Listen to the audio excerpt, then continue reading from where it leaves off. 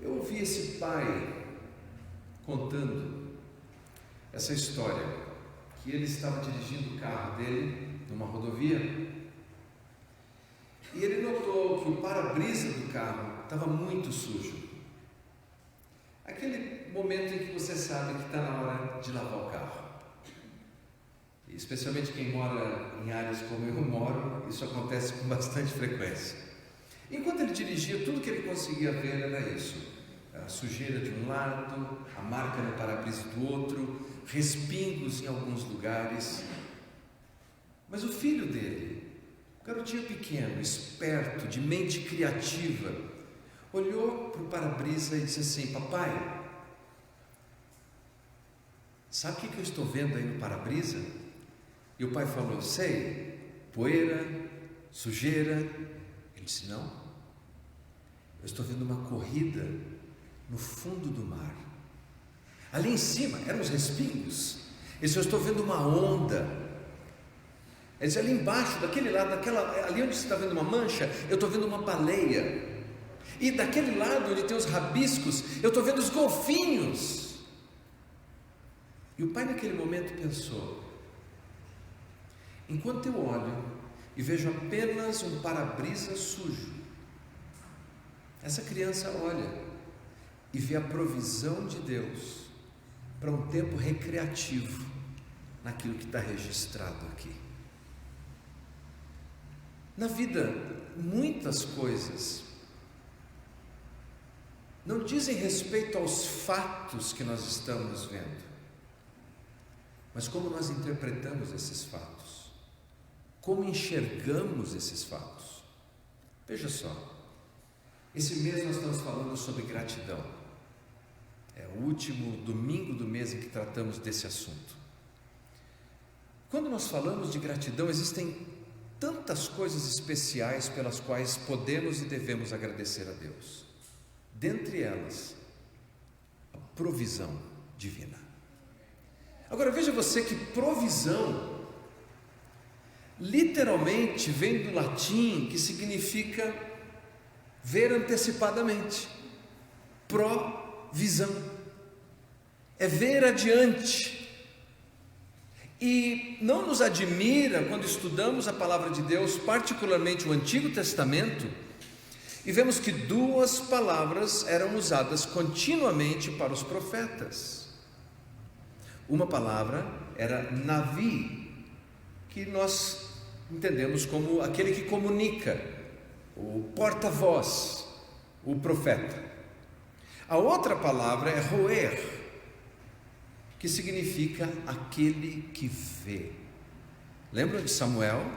Samuel era o visionário, era chamado em algumas traduções o vidente, aquele que via, aquele que enxergava. E quando nós estudamos o profetismo do Antigo Testamento e vemos que nos momentos mais difíceis das pessoas, os profetas entravam em cena e eram um instrumento de Deus para que as pessoas enxergassem aquilo que elas não estavam vendo antes, enxergar onde Deus estava agindo, como Deus estava provendo.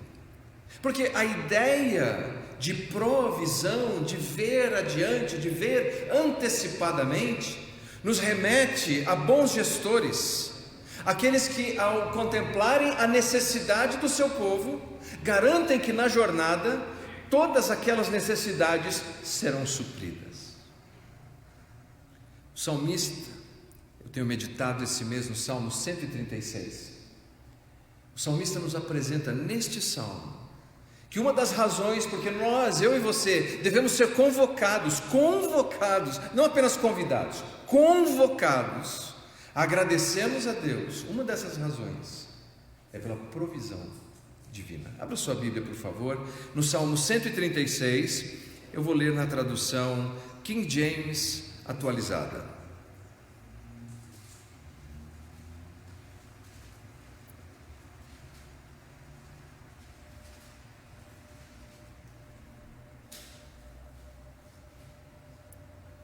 Se você encontrou, por favor, diga amém.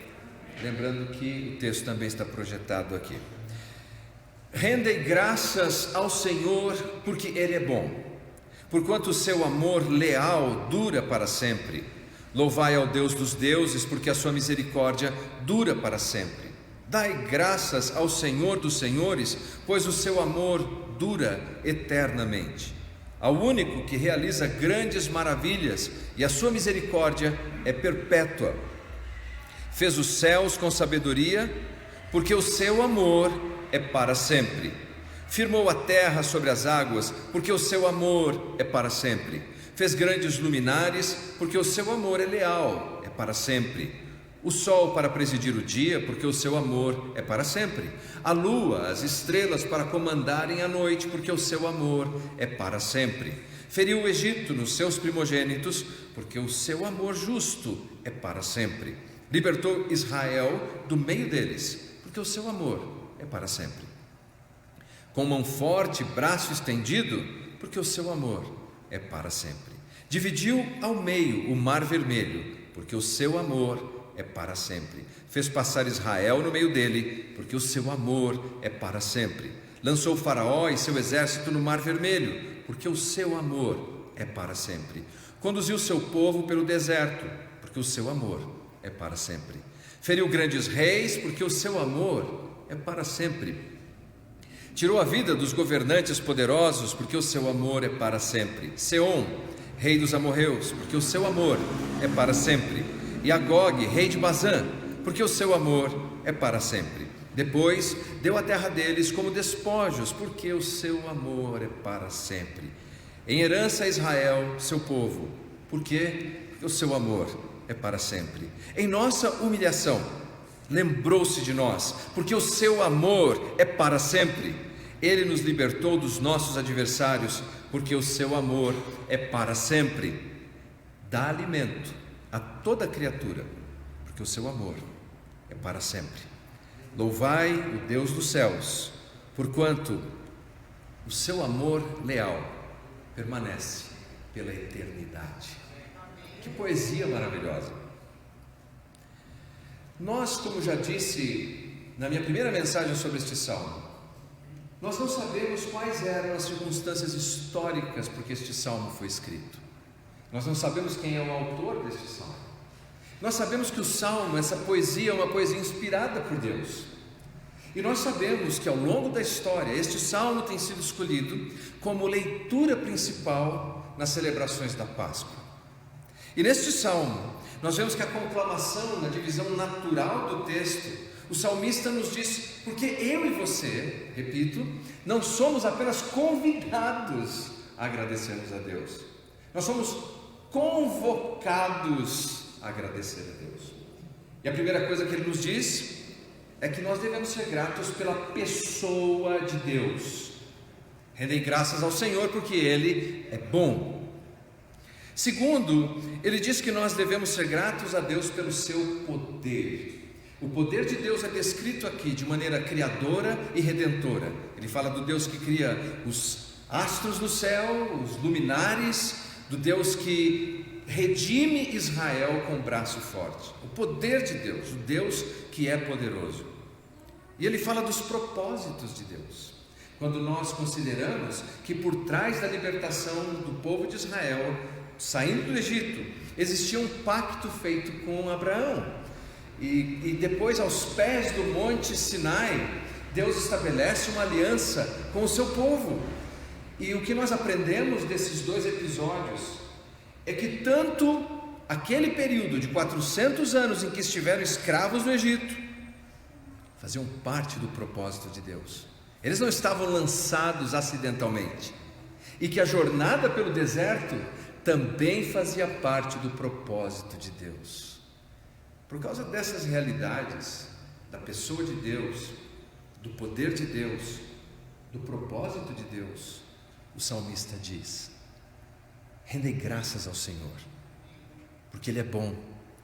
E note, o tradutor aqui da King James, ele vai vertendo a palavra recede no hebraico de várias maneiras. Ele fala o amor leal, o amor fiel, o amor justo. Outras traduções vertem essa palavrinha por benignidade, por misericórdia. Quem tem aqui benignidade? Deixa eu ver. Misericórdia É a mesma palavra, hesed no hebraico, 26 vezes. Ele repete a mesma coisa. E eu gosto de dizer que uma tradução literal dessa palavra é o amor teimoso de Deus por nós. Por que ser grato a Deus? Porque Deus nos ama teimosamente. Outro dia, no carro, estava levando a Melina para a escola, ela estuda de manhã, Melina, minha filha caçula, para quem não sabe, eu levando ela de carro, e ela levantou uma hipótese teológica teórica. Olha só, ela disse assim: ô papai, se nós encontrássemos, se encontrasse a Arca da Aliança, e eu sei, há especulações no Google, na internet, de que alguém tenha encontrado. Eu não quero entrar nesse vespeiro, são apenas especulações e eu paro aqui. Ela me disse: mas se nós encontrássemos a Arca da Aliança, e aí as pessoas fossem lá e abrissem a Arca da Aliança, e como no Antigo Testamento fossem zip, zap, zup, fulminados, acabaria esse negócio das pessoas terem dúvidas da existência de Deus. Teologia pragmática, que hipótese teórica. Mas na nossa conversa eu disse a ela: sabe, Melina, eu acho que mesmo que encontrássemos a arca hoje e abríssemos essa arca, não aconteceria nada, a não ser no filme do Indiana Jones. Mas ela provavelmente nem sabe o que é o Indiana Jones. Você sabe o que é Indiana Jones? Então talvez ela saiba, regula na tua idade, né? Porque quando lemos o profeta Ezequiel, nós temos uma imagem muito triste. Não era a arca, aquela caixa, não eram os elementos que estavam guardados ali que faziam grande diferença. Era a presença de Deus. Mas lá no livro do profeta Ezequiel, a presença de Deus vai deixando gradativamente o templo, vai indo embora, até que é apenas uma lembrança. Muito triste, muito melancólico aquele momento, quando Deus vai retirando a sua glória, porque aquele povo, vocês se lembram, nós pregamos várias vezes sobre o Antigo Testamento, eles eram rebeldes, eles não se interessavam pelas oportunidades que Deus lhes dava. E aí eu disse isso para Melina e prossegui e disse o seguinte, falei: e no Novo Testamento, Melina, nós sabemos que Deus então se revela gloriosamente na pessoa de Jesus. E Jesus faz o que? Jesus, ele salva até os casamentos, lembram disso? Transformando a água em vinho. Ele cura os enfermos, ele ressuscita os mortos, ele dá vista aos cegos. E eu disse: minha filha, o que fizeram com ele? Eles crucificaram Jesus, eles mataram Jesus. Eu disse: veja, não é um problema de evidência, é um problema de vontade, é um problema do coração. É quando não desejamos mais a presença de Deus. O salmista nos diz que apesar de toda essa rebeldia vétera, neotestamentária, e hoje em dia, apesar disso, Deus é bom e o seu amor teimoso dura para sempre. Ele continua vindo ao nosso encontro, ele continua nos buscando, ele continua nos desejando, ele continua desejando você que está assistindo esse vídeo. Ele continua nos amando doce e intensamente. Mas o salmista nos leva a esse ponto fundamental, que é a provisão de Deus. Veja só, logo na conclusão desse texto que acabamos de ler, nós lemos dos versículos 23 ao 26 o seguinte: em nossa humilhação lembrou-se de nós, porque o seu amor dura para sempre, e nos libertou dos nossos adversários, porque o seu amor dura para sempre. Dá alimento a toda criatura, porque o seu amor dura para sempre. Louvai o Deus dos céus, porque o seu amor dura para sempre. Nesse trecho, agora, depois de falar da pessoa de Deus, do poder de Deus, da provisão de Deus, do propósito de Deus. Veja o que ele diz aqui, essa provisão maravilhosa que Deus, Ele dá alimento para todas as criaturas, porque Ele ama intensamente. Lá em casa nós temos um cachorro, não, 2, 3, é que a Julie não para de ficar trazendo e eu vou perdendo a conta.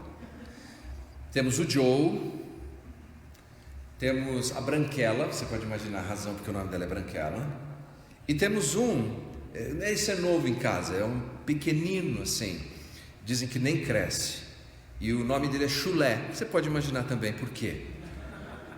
Dos 3, aquele com que eu mais me relaciono é o Joe, porque o Joe, ele é um cão pastor, então nós temos algo em comum.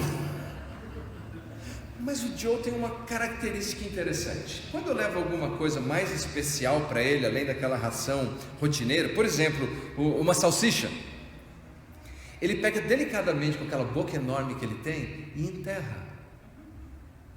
Exato, eu também acho estranho, mas eu entendi. O Joe não confia muito em mim. Ele acha que vai faltar amanhã. Ele acha que semana que vem não vai ter. Então ele dá uma olhada para mim e fala: Leandro, eu vou guardar isso aqui porque eu não confio na sua provisão. Mas eu quero dizer para o Joe, se ele estiver nos assistindo: Joe, enquanto eu estiver aqui, você está garantido. Veja você, Tony Evans, pastor, escritor norte-americano, ele disse o seguinte: no caminho de Deus nunca falta provisão.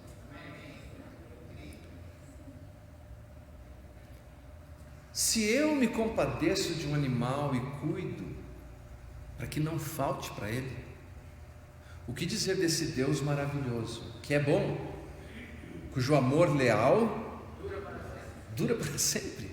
Ele vai nos desamparar? Veja, nós vivemos um tempo, meus queridos, estatisticamente no Brasil e pelo mundo afora, em que nós estamos vivendo uma epidemia de ansiedade, de medo do futuro, de que talvez não tenhamos, de que talvez esse vírus vai piorar, agora é o Ômicron, é o Beta, é o Zeta. Nós começamos a olhar para tudo isso e as pessoas estão vivendo ansiosas, com medo, cada vez mais com medo de coisas reais, com medo de coisas imaginárias, estão atemorizados.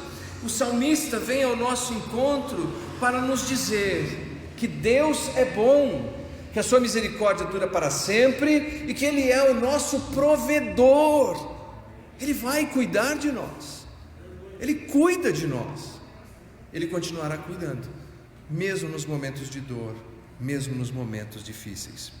E nesse trecho que consideramos agora, nós vemos o seguinte: o salmista diz assim: em nossa humilhação, Deus se lembrou de nós.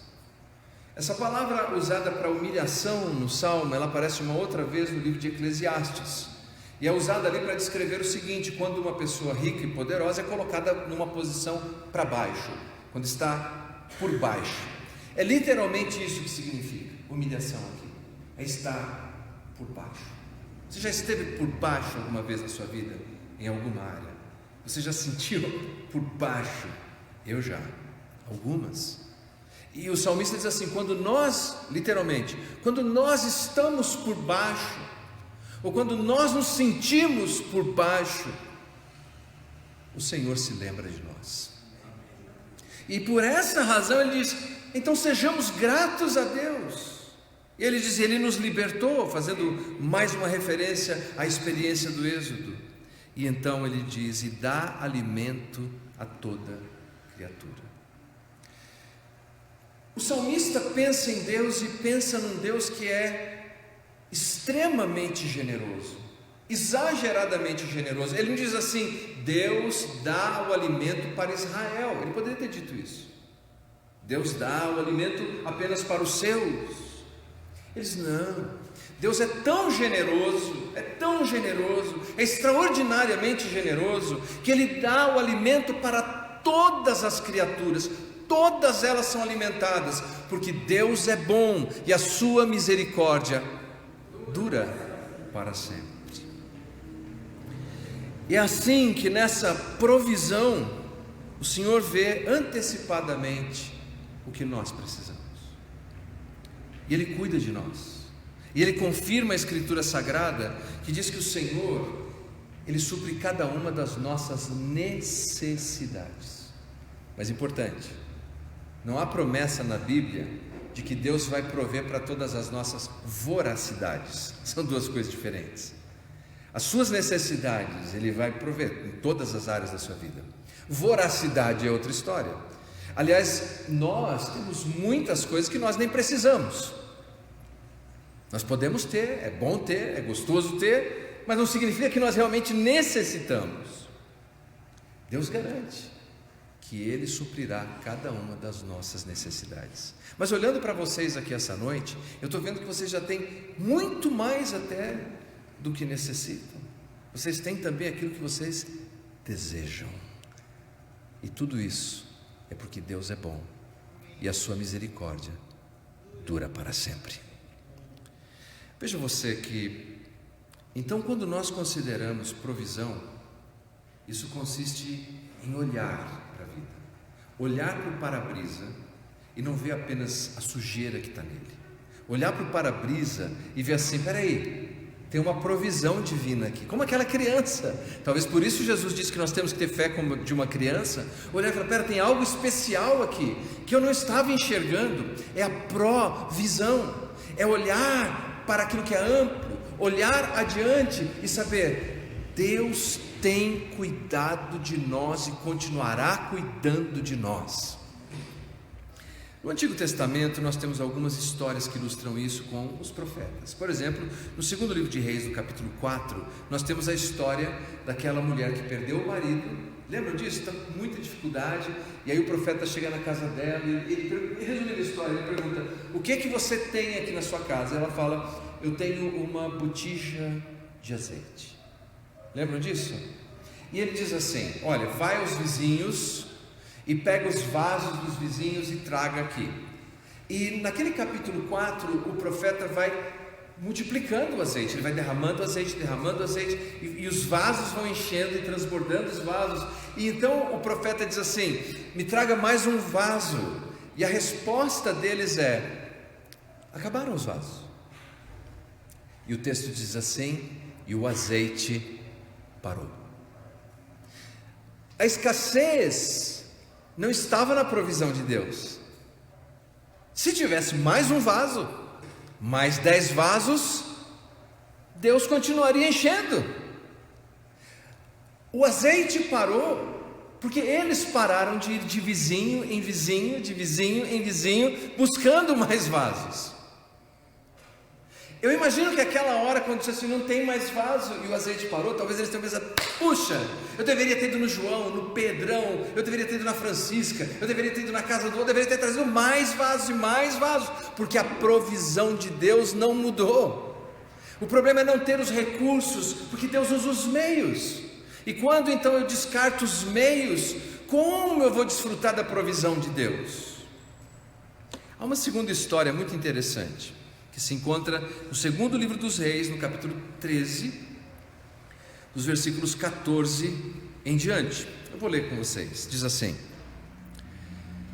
estando Eliseu, a essa altura Eliseu já está bem idoso e adoecido, estando Eliseu padecendo da enfermidade, de que havia de morrer, Jeoás, rei de Israel, tinham 2 reis com o mesmo nome, Jeoás, um era do reino do norte, o outro era do reino do sul. Do reino do sul me parecer mais antipático, do reino do norte aqui era gente boa.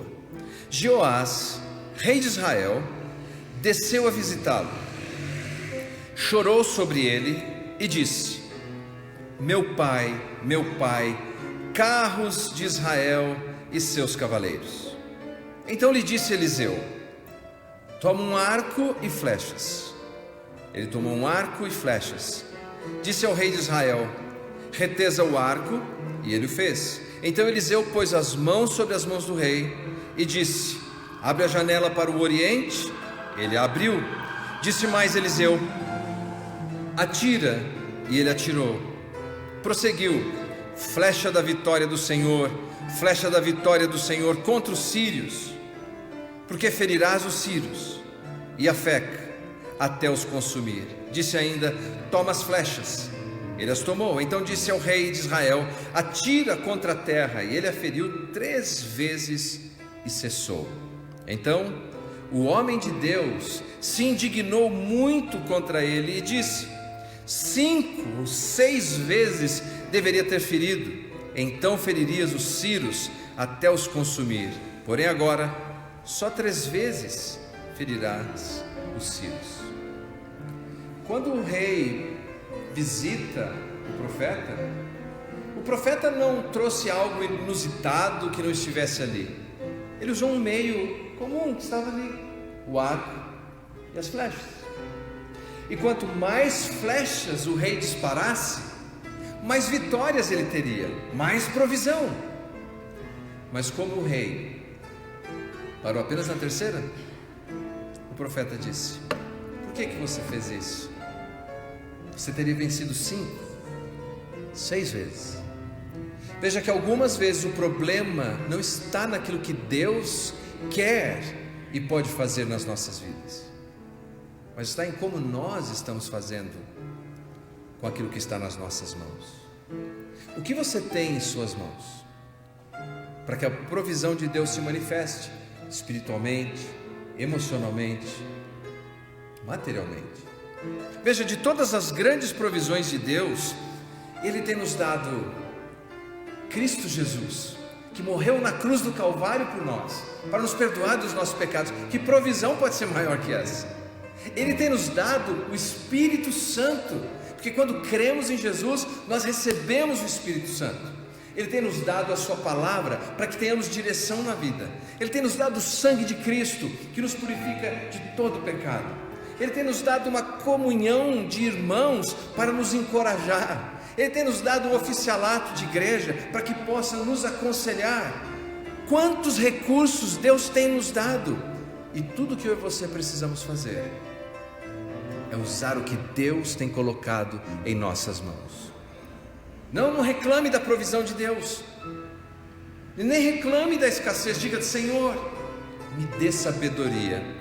O que eu posso fazer, Pai, para que eu possa ver? Lembre-se, provisão tem a ver com visão, tem a ver com enxergar, para que eu possa ver a sua ação. Quando nós éramos garotos ainda, eu e o Júnior, nós morávamos aqui numa área rural em Suzano. E eu me lembro um dia que a minha avó capinou um trecho enorme do nosso quintal, e nós precisávamos de um carrinho para tirar aquele mato do quintal, mas nós não tínhamos. Eu me lembro que o garoto foi até o vizinho para ver se o vizinho tinha um carrinho para emprestar. Ele não tinha. Então eu tive uma ideia. Tinha um fogão velho lá no quintal. Eu mesmo desmontei o fogão, abri a chapa e amarrei uma corda naquela chapa, e nós colocávamos o mato em cima da chapa, e eu saía igual um curisco carregando aquilo. E eu não esqueço das palavras da minha avó, Dona Augusta. Ela dizia: meu filho, Deus sempre nos dá criatividade. Talvez precisamos de criatividade. Nas palavras de Tiago, sabedoria. Uma coisa é certa: no caminho de Deus não há falta de provisão. Então descanse seu coração, alegre a sua vida, confie no Senhor. É interessante que o Salmo conclui na tradução King James com louvai. Ele começa com render graça e termina com louvai. Mas a palavra hebraica é a mesma, é yadá. Porque ele começa esse salmo de maneira tão bela, nos convocando a sermos gratos. E na verdade ele termina nos convocando a sermos gratos.